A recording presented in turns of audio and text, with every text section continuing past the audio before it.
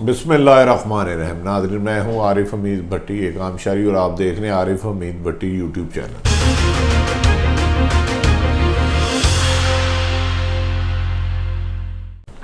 नाज़रीन, आज एक अहम ख़बर आपको देता रहूँ। ख़ानदानों में इख्तलाफात होते हैं, इख्तलाफ राय होते हैं। नवाज शरीफ और शहबाज शरीफ एक दूसरे का बेपनाह एहतराम करते हैं, लेकिन इक़्तिदार की रसाकशी में कभी कभार रिश्ते फासलों में बदल जाते हैं और फासले ना ख़त्म होने वाले रास्तों में गुम हो जाते हैं। मेरी इतला के मुताबिक शहबाज शरीफ ने मरीम नवाज साहिबा से रास्ते जुदा कर लिए हैं। उनकी होने वाली इनडायरेक्ट गुफ्तगू में कहा गया है कि जब भी मैं हुकूमत से या किसी भी अहम लोगों से डील करने की कोशिश करता हूँ तो मरीम नवाज मुस्लिम लीग नून के एक अंदर का ग्रुप उसको मुतहर्रिक कर देता है और वो हमारी सीक्रेसी आउट कर देती है। शहबाज शरीफ के बारे में ये कहा जाता है कि जब से वो सियासत में आए हैं उन्होंने अपने बड़े भाई नवाज शरीफ के बारे में कभी इख्तलाफ राय नहीं किया किसी बात में भी। एक दफ़ा इख्तलाफ राय होने लगा था कि जब नवाज शरीफ की ख्वाहिश थी कि मरीम नवाज ज़िद कर बैठी थी कि मुझे मुस्लिम लीग नून का सरबराह बनाया जाए। इस्लामाबाद में वो कन्वेंशन होना था जिस पर शहबाज शरीफ ने फैमिली की अहम तरीन शख्सियात को कहा कि मैंने पाजी की कभी कोई बात नहीं टाली, मेरी ज़िंदगी में ये ना करें, मेरी सियासत में एक तवील जद्दोजहद है और मैंने बड़े भाई को बाप का दर्जा दिया। जिस पर ख़ानदान की मुखालफत की वजह से अहम तरीन शख्सियत जो इनकी फैमिली में सारे ही इज़्ज़त करते हैं, उन्होंने शहबाज नवाज शरीफ को मना कर दिया कि आप मरीम नवाज़ को मुस्लिम लीग नून का कायद या प्रेसिडेंट या चेयरमैन नहीं बनाएंगे। खैर, पिछले दिनों जब शहबाज शरीफ साहब लंदन गए अपने बड़े भाई के इलाज के लिए, साबिक़ वज़ीर-ए-आज़म शहबाज नवाज शरीफ के लिए, तो एक खूबसूरत राब्ता हुआ। राब्ते के ज़रिए वो पाकिस्तान आए तो इन सारी चीज़ों से कहा जाता है कि मरीम नवाज़ ने पार्टी के कुछ ऐसे लोगों को शहबाज शरीफ के करीब किया है जो उनकी हर मूवमेंट पे नज़र रखते हैं और मरीम नवाज को उससे आगाह करते हैं। ये सारी बातें हमेशा शहबाज शरीफ छोटा भाई होने के नाते हमेशा दरगुदर करते रहे। सलमान शहबाज हो या हमज़ा हो, वो अपने ताया की एहतराम बहुत ज़्यादा करते रहे, लेकिन मरीम ने इस एहतराम को हदों को क्रॉस करने की कोशिश की। इसकी शिकायत शहबाज शरीफ के साहबजादों तक भी पहुंची कि मरीम उनके वालिद के बारे में और ख़ुसूसन सलमान शहबाज के बारे में बहुत ज़्यादा गुफ्तगू करती हैं और पार्टी में करती हैं कि ये जमात तो मेरे बाप ने बनाई थी और ये मेरे पास ही आएगी। लेकिन ये बात हमेशा ख़ानदान में रही और अब भी बज़ाहिर ख़ानदान में है, लेकिन ये कहा जा रहा है कि शहबाज शरीफ ने अपने बड़े भाई नवाज शरीफ को कहा है कि मरीम और मैं अब सियासत के इस सफ़र में हम सफ़र नहीं रह सकते, अब मैं उसके बयानिए के साथ नहीं चल सकता। उसके बयानिए की वजह से हमारा सारा ख़ानदान डिस्टर्ब हो गया, हम मुश्किलात का शिकार होते रहे, लेकिन मरीम अपनी रविश नहीं बदल रही। मरीम नवाज के तो 3-4 करीब लोग हैं। शहबाज शरीफ साहब ने एक शख्स से ये भी कहा कि मैं जानता हूँ कि आप मेरे पास क्या डायरी लेने आए और इसके बाद किसको देंगे। अब गेंद नवाज शरीफ के सर है कि वो अपनी बेटी को, मोहतरम हमारी बहन मरीम नवाज़ को समझाते हैं कि ताए से लड़ाई झगड़ा सियासत में दोनों ख़ानदानों का नुकसान होगा और कोई फ़ायदा नहीं उठाया जाएगा, जबकि मरीम क्लेम करती है वोट बैंक मेरे वालिद नवाज शरीफ का है, शहबाज शरीफ का नहीं। जबकि मुस्लिम लीग के बाद मुतहर्रिक हरके कहते हैं शहबाज शरीफ की कुर्बानियाँ भी नवाज शरीफ से ख़ुसूसन पार्टी में कम नहीं है। बाकी इल्ज़ामात किस पे क्या लगते हैं ये तो हुकूमत 22 महीने में किसी एक इल्ज़ाम को साबित नहीं कर सकी, जिसकी वजह से ये हुकूमत नाकस कारकर्दगी के बावजूद अपोजिशन की करप्शन की वजह से चलती जा रही है। गो के इसको सपोर्ट देने वाले बहुत हैं, बैसाखियों के सहारे चल रहे हैं। अगर वो बैसाखियाँ ना रहीं तो मैं नहीं समझता इस हुकूमत का चलना ज़्यादा देर होगा।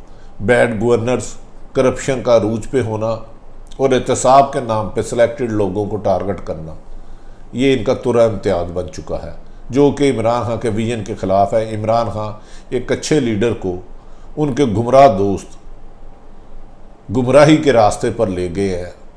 देखना यह है कि इमरान खान उन मफाद परस्तों से अपने रास्ते जुदा करके, जिन्होंने 22 साल उनका साथ दिया, उनके विजन का साथ दिया, करप्शन के खिलाफ जहाद का साथ दिया, जिन्होंने नया पाकिस्तान बनाने का वादा किया, उस सोसाइटी को दोबारा ज्वाइन करते हैं कि नहीं करते। अब ये वक्त बहुत कम है, सितंबर अक्टूबर बहुत अहम आने वाला है। पाकिस्तान में तो हर दिन ही अहम होता है। लेकिन दूसरी तरफ आ जाते हैं फवाद चौधरी, पहले भी नून लीग पीटीआई की अंदर की कहानियाँ उछालते थे। फवाद चौधरी तकरीबन कम व बेशतर खासी जमातों में रह चुके हैं, तजर्बाकार हैं, और कहा जाता है फवाद चौधरी हमारे पुराने दोस्त हैं, जो नाम नज़र आते हैं उनके भी बहुत करीब हैं। उन्हें वज़ीर इत्तलात से अलग किया गया पहले, और एक साइंस और टेक्नोलॉजी दी गई जिसकी कोई हैसियत नहीं थी, उन्होंने उसको भी मुतरक रखा। लेकिन फवाद चौधरी वक्तन वक्तन वज़ीर आला पंजाब पर भी तनकीद करते रहे और हुकूमत की नाकस कारकर्दगी भी करते रहे। कल उन्होंने चुराहे के बीच जाके हंडिया फोड़ दी के तरीके इंसाफ को तबाह कर दिया गया है चंद लोगों की ज़ाती चपकलोश की वजह से। इसमें उन्होंने नाम लिया असद उमर साहब का, शाह महमूद कुरैशी साहब का, जहांगीर तरीन साहब का, जो इस पाकिस्तान में इस वक्त नहीं है। उनका कहना है कि इनकी आपस में चपकलश की वजह से सियासत को हाईजैक कर लिया गया है चंद अनइलेक्टेड लोगों ने और ब्यूरोक्रेसी ने। इस बात में काफ़ी हद तक सदाकत है, काफ़ी हद तक सियासत हाईजैक हो गई है। पीटीआई किसी और के हाथों में खेल रही है। इमरान खान खुद जो एक साफ और शफाफ आदमी है, अपनी मर्जी के मुताबिक हुकूमत नहीं चला पा रहे। इतनी नाहल टीम ने उनमें और आवाम में फासलों को इतना बढ़ा दिया है कि इमरान खान का अगला इलेक्शन मुझे मुश्किलात का शिकार नज़र आता है। क्या वजह है कि इमरान खान एक जदोजहद करता रहा, जो अरसा दराज से पिछले 30-40 सालों से दो जमातों की बारी लगी हुई थी, पीपल्स पार्टी से नून लीग से भी पीपल्स पार्टी से नून लीग, समीउल्लाह कलीमुल्लाह दोनों जमातें आपस में खेल रही थी और एक दो दफ़ा डिक्टेटर आए। लेकिन बदकिस्मती देखें, जब इमरान खान को मौका मिला, एक तो असम्बली में सीटें नहीं थी। अब इस वक्त नवाज शरीफ इमरान खान सख्त मुश्किलात का शिकार हैं कि एक तरफ आपोजिशन उनके पीछे पड़ी है, कारकर्दगी बेहतर नहीं है, इकॉनमी बहुत बुरी हालात है। खुदा ना खास्ता अगर कोई इमदाद ना आई तो अगस्त और सितंबर की सैलरियाँ देना मुश्किल हो जाएंगी। दूसरी दफ़ा पार्टी में इंतशार, एक दूसरे की टांगें खींचना, इमरान खान को मजबूत करने की बजाय चंद मुफाद प्रस्त अनइलेक्टेड लोग जो इंपोर्ट किए गए, जिनमें जुल्फी बुहारी कहा जाता है और कुछ लोगों को कहा जाता है, नदीम बाबर का नाम आता है, रज़ाक दाऊद का नाम आता है, इसी तरह उनके प्रिंसिपल सेक्रेटरी आता है, चंद ब्यूरोक्रेट आते हैं जिन्होंने इमरान खान को उस अंधेरी गली में धकेल दिया है जहां वो रोशनी के मुंतजर हैं।